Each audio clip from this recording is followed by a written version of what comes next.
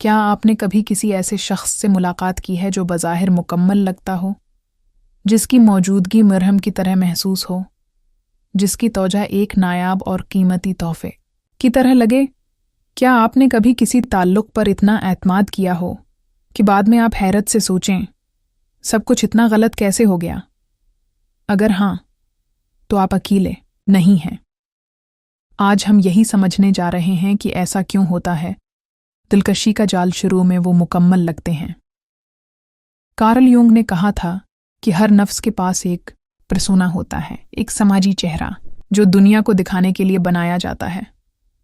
کچھ لوگوں کے لیے یہ ماسک لچکدار اور کافی حد تک اصلی ہوتا ہے، لیکن کچھ کے لیے یہی ماسک ان کی مکمل شناخت بن جاتا ہے۔ آپ جب ان سے ملتے ہیں، وہ مہربان لگتے ہیں، توجہ دینے والے، آپ کی باتوں کو دلچسپی سے سنتے ہیں، آپ کو اہم محسوس کرواتے ہیں۔ وہ آپ کو وہی دکھاتے ہیں جس کی آپ کو سب سے زیادہ خواہش ہوتی ہے، قبولیت۔ لیکن دراصل آپ ان کی اصل شخصیت سے نہیں، بلکہ ان کے خوبصورتی سے بنے ہوئے پرسونا سے مل رہے ہوتے ہیں۔ یہ وہ چہرہ ہوتا ہے جس کے ذریعے وہ خود کو قابل محبت سمجھتے ہیں۔ شروع کی توجہ قربت لگتی ہے، لیکن دراصل یہ مررنگ ہے، یعنی آپ کی عکاسی، نہ کہ حقیقی تعلق۔ کارل یونگ نے خبردار کیا تھا کہ جب کوئی اپنے سایہ یعنی اندر چھپے سچ کا سامنا نہیں کرتا تو وہ مکمل انسان بن کر تعلق نہیں جوڑ سکتا، بلکہ محض ایک کردار ادا کرتا ہے، پرفیکٹ کا اداکاروا۔ آپ کی پسند ناپسند سیکھتے ہیں، آپ کے خیالات دہراتے ہیں، آپ کے خوابوں سے خود کو جوڑتے ہیں، لیکن یہ سب حقیقتاً ہمدردی نہیں، بلکہ بقا کی ایک کوشش ہوتی ہے، ایسی کوشش جو لاشعوری خوف سے جنم لیتی ہے کہ کہیں کوئی انہیں چھوڑ نہ دے یا ان کا اصل چہرہ دیکھ نہ لے۔ نقاب پر پڑتی دراڑیں وقت کے ساتھ چھوٹی چھوٹی دراڑیں نمودار ہوتی ہیں، کبھی اچانک سرد مہری، کبھی حد مقرر کرنے پر ناراضی، کبھی تعریف میں چھپی تنقید۔ وہ اب بھی مسکرا رہے ہوتے ہیں، لیکن اب وہ مسکراہٹ مصنوعی لگتی ہے۔ ان کی توانائی کچھ کہتی ہے جو ان کے الفاظ نہیں کہہ پاتے۔ آپ کا جسم پہلے محسوس کرتا ہے جو دماغ ابھی نہیں سمجھتا۔ پیٹ میں کھنچاؤ، سینے میں بوجھ، ایک عجیب سا غلط احساس۔ یہ آپ کا وہی لاشعور ہے جس کی زبان جسم ہے، جو آپ کو خطرے سے خبردار کرتا ہے۔ سایہ ابھر آتا ہے، آن کے لیے تعلق بہمی نہیں ہوتا، وہ چاہتے ہیں آپ کی تعریف، آپ کی منظوری، آپ کی جذباتی خدمت۔ اگر آپ یہ نہ دیں تو ان کا سایہ جاگ اٹھتا ہے۔ یونگ کہتے ہیں جو ہم اپنے اندر تسلیم نہیں کرتے، ہم دوسروں پر ڈال دیتے ہیں۔ وہ اپنی عدم تحفظ، حسد، غصے کو تسلیم نہیں کر سکتے، تو وہ سب کچھ آپ میں دیکھتے ہیں۔ آپ بہت حساس ہیں، آپ خودگرد ہیں، آپ ناشکرے ہیں، حقائق کا انکار۔ گیس لائٹنگ جب آپ ان سے اختلاف کرتے ہیں یا حدود کا تعین کرتے ہیں تو وہ انکار کرتے ہیں ایسا کچھ ہوا ہی نہیں، تم بڑھا چڑھا کر بات کر رہے ہو، تم پاگل ہو گئے ہو۔ یہ صرف جھوٹ نہیں ہوتا، یہ گیس لائٹنگ ہوتی ہے، یعنی آپ کی حقیقت کو جھٹلانے کی کوشش۔ یہ اس لیے ہوتا ہے کہ ان کا نازک سا انا کا ڈھانچہ ان سچائیوں کو برداشت نہیں کر سکتا۔ خود کی مٹتی ہوئی پہچان اگر آپ اس تعلق میں رکھے رہیں تو آہستہ آہستہ آپ اپنی جبلت پر شک کرنے لگتے ہیں، اپنی ضرورتوں کو چھوٹا کرنے لگتے ہیں، اپنے احساسات کو کمتر سمجھنے لگتے ہیں، یعنی آپ کا اپنا اندرونی کمپاس ٹوٹنے لگتا ہے۔ یونگ کے الفاظ میں آپ دوسرے کے لاشعور میں کھینچے جا رہے ہیں۔ بار بار دہرایا جانے والا المحا سے افراد اپنے زخموں کو بار بار دہراتے ہیں۔ ہر تعلق ایک پرانے درد کا اسٹیج بن جاتا ہے، ہر اختلاف دھوکے کا ثبوت بن جاتا ہے، ہر قربت ایک امتحان۔ یہ سب وہ لاشعوری کھیل ہے جسے یونگ نے ریپیٹیشن کمپلشن کہا، یعنی وہی پرانے زخموں کو نئے چہروں میں زندہ کرنا۔ نقاب کا ٹوٹنا، پھر ایک دن ایک چھوٹا واقعہ، ایک بڑی بے وفائی، ایک لمحہ آتا ہے جب وہ ماسک مکمل ٹوٹ جاتا ہے आप उनको असल में देख लेते हैं, जख्मी, बेचैन, कंट्रोल के भूखे, जो खुद भी नहीं समझते कि उन्हें क्या चाहिए।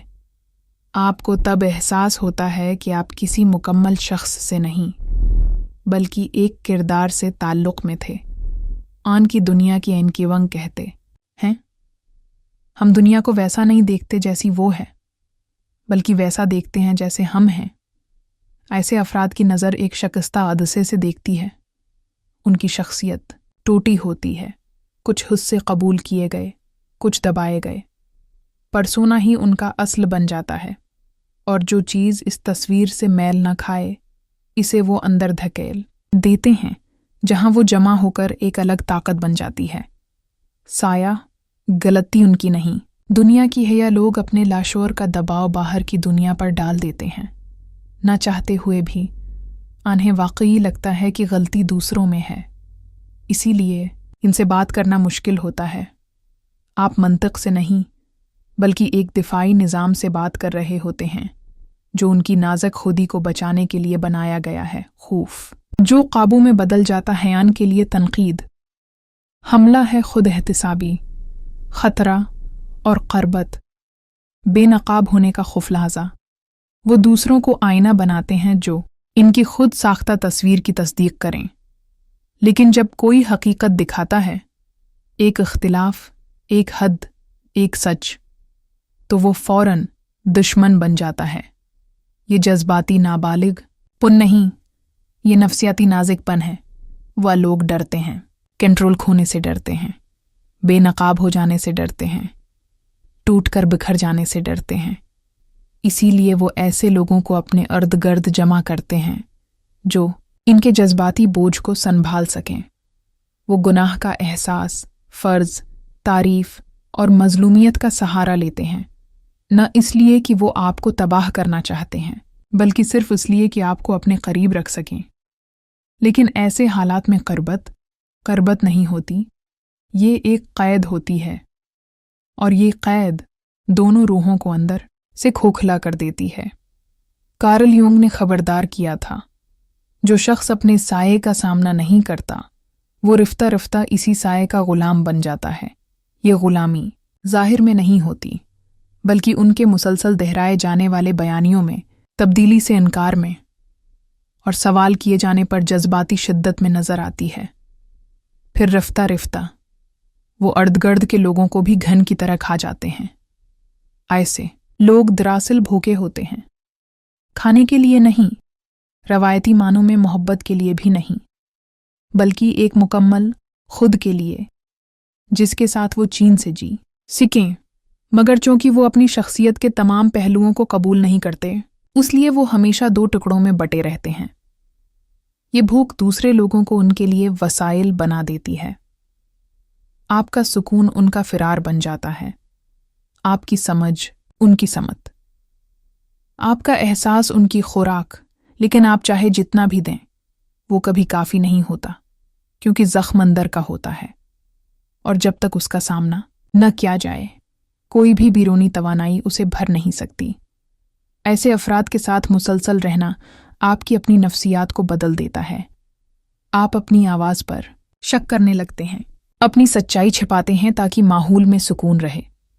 आप जज्बाती तौर पर ज़रूरत से ज़्यादा काम करते हैं ताकि उनकी कमी को पूरा किया जा सके। वक्त के साथ आप अपने ही साये से कट जाते हैं। आप रोशनी के प्यांबर बन जाते हैं, एक ऐसे निज़ाम में जहां आपको मुकम्मल होने की इजाज़त नहीं। और यूंग ने खबरदार क्या था, यही न्यूरोसिस की शुरुआत है। जब हम अपनी सच्चाई को दबाते हैं किसी और के बयानिए को बचाने के लिए, तो नफ्सिया बगावत करती है, ख्वाबों में, इत्तिराबुन में, डिप्रेशन में, क्योंकि इंसानी रूह हमेशा तकमील चाहती है। ऐसे अफराद एक अफसाने में जीते हैं जो उन्होंने खुद ही बनाया होता है। वो अपनी कहानी के हीरो होते हैं, ऐसे दुनिया में जहां बाकी सब उनके खिलाफ होते हैं। लेकिन हकीकी हीरोज़ वक्त के साथ बदलते हैं। ये लोग वहीं के वहीं रहते हैं, दुनिया को उनके मुताबिक बदलना होता है। यवंग ने कहा था कि कहानियाँ इंसानी लाशूर की अलामती तवानाइयों का इजहार होती हैं। जब कोई फर्द एक बेशूर अफसाने में फंस जाता है तो वो बार बार वही कहानी दोहराता है। किरदार बदलते हैं, नाम बदलते हैं, लेकिन मरकज़ वही रहता है। धोखा, तन्हाई, नाइंसाफ़ी। ये सिर्फ ज़ख्म नहीं होते, ये आर्कीटाइपस की शक्ल अख्तियार कर लेते हैं। और जब तक ये कहानियाँ शूर में न लाई जाएं, ये अफराद खुद को और दूसरों को बार बार तकलीफ देते रहते हैं। ऐसे शख्स तक पहुंचना मुमकिन नहीं होता जो अपने साये के कब्ज़े में हो, क्योंकि हक़ाइक़ उन्हें ख़तरा लगते हैं। मंतिक़ बेवफ़ाई, शफ़क़त चालाकी और फ़ासला दुश्मनी। अगर आप उन्हें टोकें तो आर्ज़ी पुछतावा आ सकता है, आंसू, मुआफ़ी, बड़े बड़े वादे। लेकिन अगर साये का सामना न किया गया तो वही पुराना चक्कर दोबारा शुरू हो जाता है। ये इसलिए नहीं कि वो परवाह नहीं करते, बल्कि इसलिए कि वो मुकम्मल नहीं हैं। ये दावत नहीं है कि आप उन्हें ठीक करें, बल्कि एक याद दहानी है कि आपकी जिम्मेदारी की भी एक हद है। कार्ल युंग ने कहा था, हर इंसान दुनिया को वैसा नहीं देखता जैसी वो है, बल्कि जैसा वो खुद है। जब कोई टूटे हुए शूर के साथ जीता है तो वो हकीकत को भी टुकड़ों में देखता है। ये सिर्फ जज्बाती नहीं, साख्ती खराबी है। वो अपनी शख्सियत को दो हिस्सों में बांट देता है, एक जो काबिल कबूल हो, दूसरा जिसे नज़रअंदाज करना ज़रूरी हो। यूं वो एक तस्वीर बनाता है, एक ऐसा चेहरा जिसके साथ वो जीना सीखता है। यही पर्सोना है। हम सब का एक पर्सोना होता है। ये वो चेहरा है जो हम दुनिया को दिखाते हैं, लेकिन उन अफराद में पर्सोना ही मुकम्मल हकीकत बन जाता है। और जो कुछ इस तस्वीर में फिट नहीं बैठता उसे लाशूर में धकेल दिया जाता है, जैसे शर्मिंदगी वाले जज्बे, अंधेरे ख्यालात या वो ज़रूरियात जो उनके खुद साख्ता तसव्वुर से मेल न खाएं। ये दबाव गैर फ़ाल नहीं होता, बल्कि एक मुसलसल जंग होती है जिसमें इंसान अपने आप को खुद से ही छिपाता है। लेकिन जो कुछ दबाया जाता है वो ख़त्म नहीं होता, वो अंदर ही अंदर दबाव बनाता है। युंग ने उसे शैडो कॉम्प्लेक्स कहा, यानी वो तमाम दबी हुई चीज़ें जो लाशूर में अपना अलग वजूद और ताकत हासिल कर लेती हैं। ये ताकत फिर शऊरी ज़िंदगी में मुदाखलत करती है, लेकिन फ़र्द इस अंदरूनी दबाव को पहचानने के बजाय उसे दूसरों पर प्रोजेक्ट कर देता है। ये एक लाशौरी दिफाई अमल होता है। वो दूसरों में वो सब कुछ देखने लगता है जो वो खुद में कबूल नहीं कर सकता। उसे लगता है कि मसला इसके अंदर नहीं बल्कि बाहर है। उसीलिए ऐसे लोगों से मुकालमा मुश्किल होता है, क्योंकि आप किसी ऐसी दीवार से बात कर रहे होते हैं जो मंतिक से नहीं बल्कि एक दिफाई खूल से बनी होती है। ऐसे अफराद के लिए तनकीद फना का ऐलान है, खुद पर गौर करना खतरा है और कमज़ोरी दिखाना बेनकाब हो जाना है। चनांचा वो एक ऐसी दुनिया बनाते हैं जिसमें वो हमेशा मजलूम होते हैं, समझे ना जाने वाले, वो जो हमेशा ज़्यादा देते हैं। और जब हकीकत उनके बयानिए से टकराए तो वो हकीकत को भी बदल देते हैं ताकि उनका अंदरूनी निज़ाम कायम रहे। युंग ने कहा था, जब एगो इतना कमज़ोर हो कि साये को जज्ब न कर सके तो ज़हन खुद को मुतवाज़िन रखने के लिए प्रोजेक्शन, अनकार, दबाव और जवाज़ जैसे रास्ते अपनाता है। ये बदनीति से नहीं होता, ये खौफ की पैदावार है। लेकिन जो खौफ बदलने को तैयार ना हो वो कंट्रोल बन जाता है और यहीं पर आज का रास्ता ख़त्म होता है।